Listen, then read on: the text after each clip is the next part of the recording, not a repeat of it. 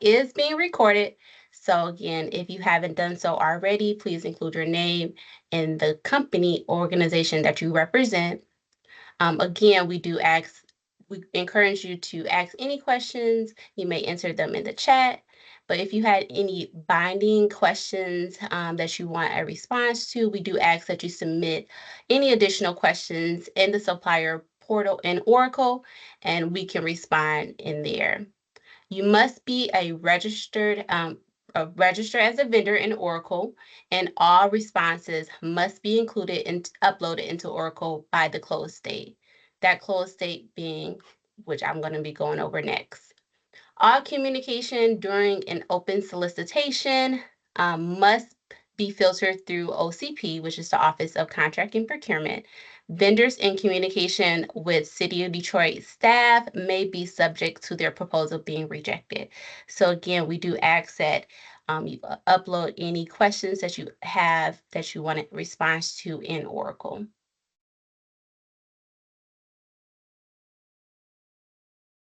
This is our project timeline overview. That RFP was sent out and advertised on September the 23rd, 2025. The question deadline is due this upcoming Monday, October the 6th by 3 p.m. Eastern Standard Time. The proposal due date is October the 23rd by 3 p.m. Eastern Standard Time, and it must be submitted in the supplier portal. The work schedule is pending per City Council approval. I'm going to go ahead and ask that the Department of Construction and Demolition, if they can speak about the project background and the description of needs for this RFP. Thank you, Tiffany. Good morning, everyone. My name is Nick Payne. I'm Planning and Strategy Manager of the Construction and Demo Department.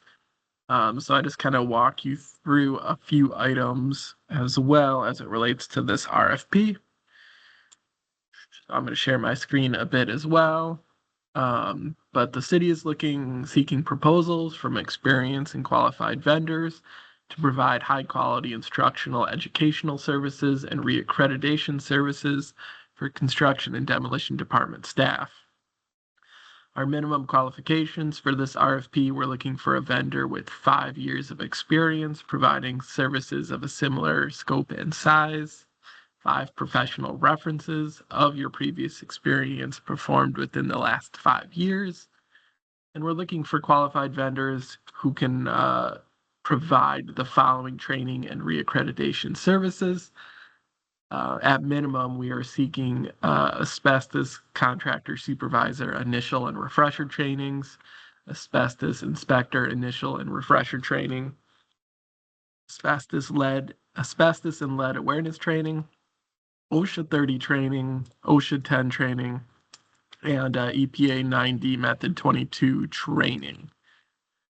Our current evaluation criteria for this RFP will be awarding 20 points based on your company's previous experience and references. We'll be awarding 15 points based on your organization's staffing and qualifications.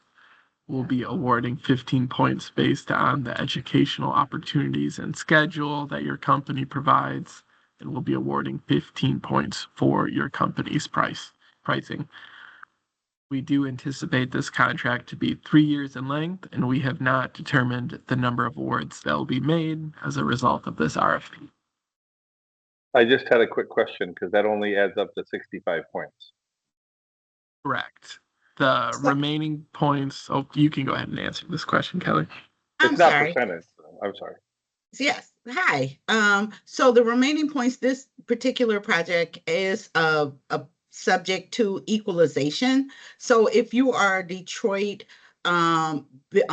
certified business, then equalization applies, and we can show you where that is later on in the presentation. Also, if you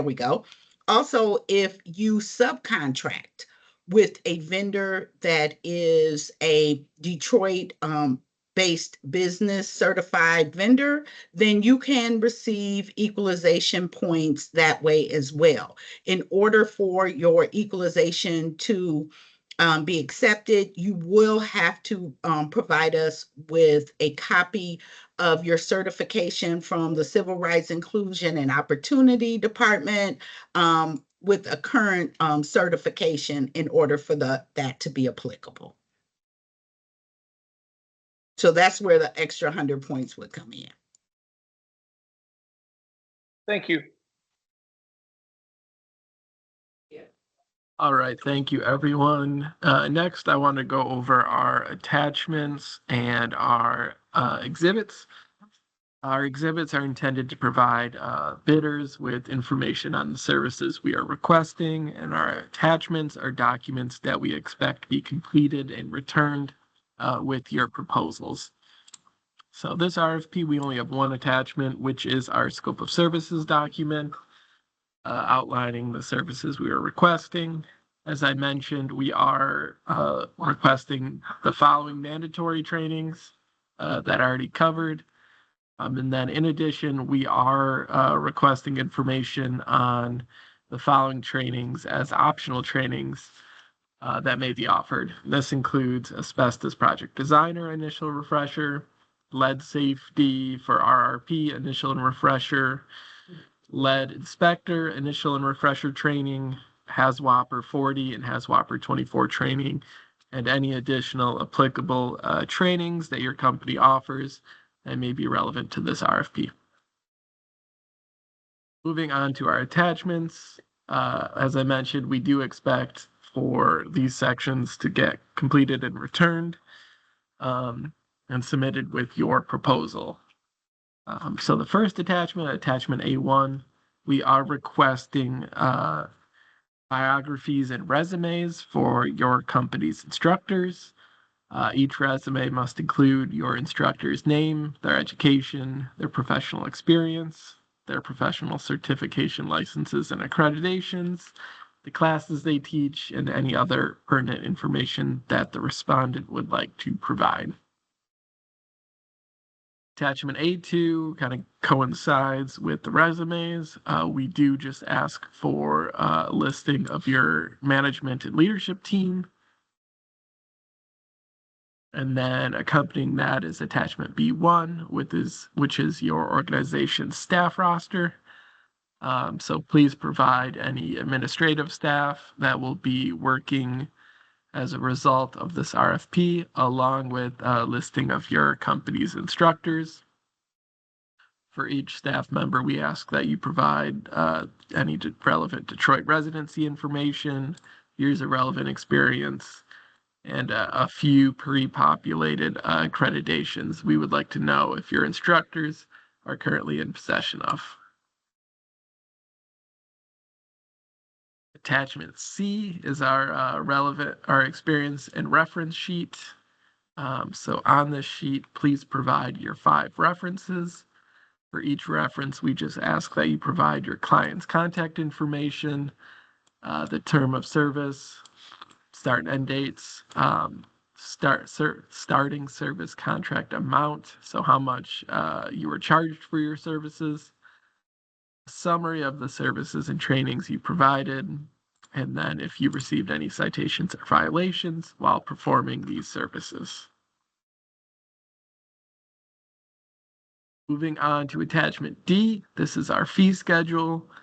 So for the following trainings we covered earlier, we're asking that you provide 4 rates for each of the trainings as applicable.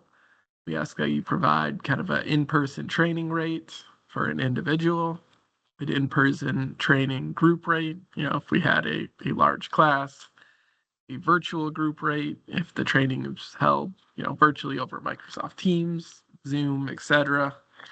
And then your accreditation rate or reaccreditation rate as applicable.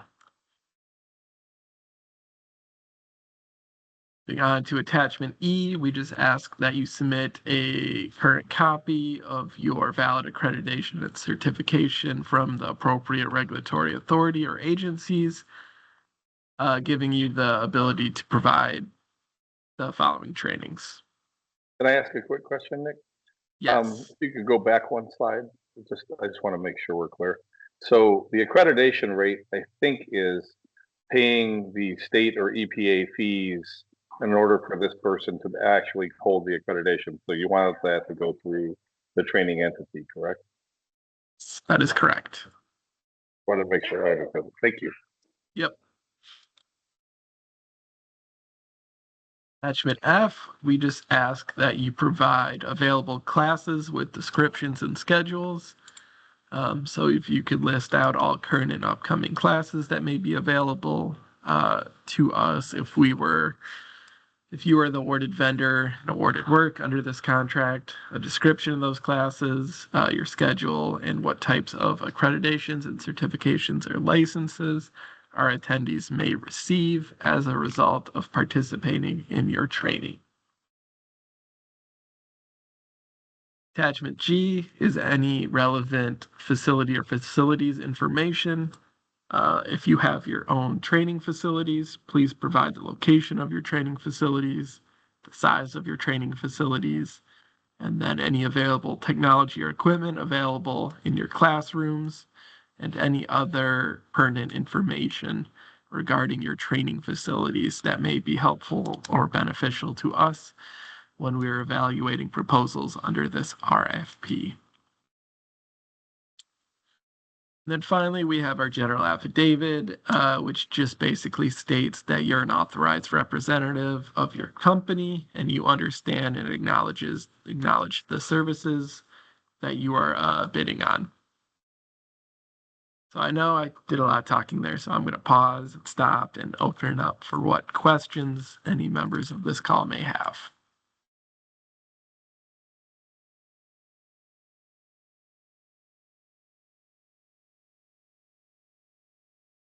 I just want to circle back in regards to the attachments.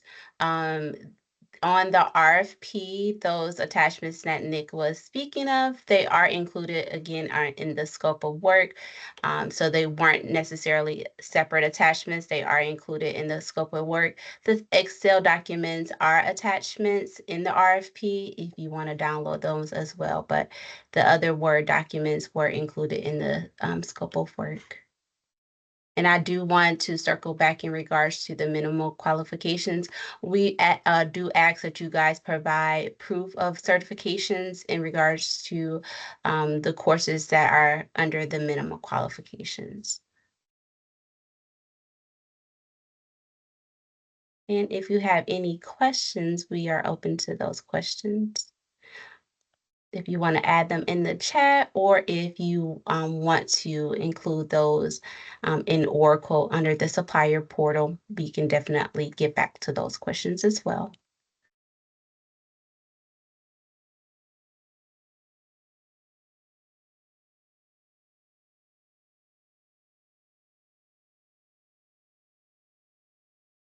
No questions? None at all?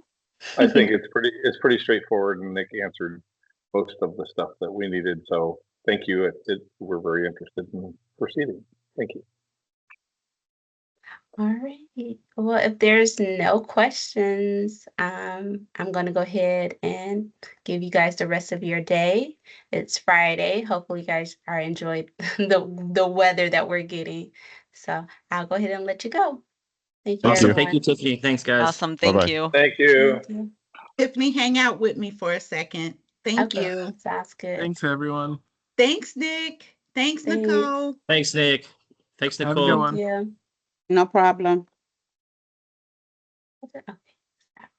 Excellent job.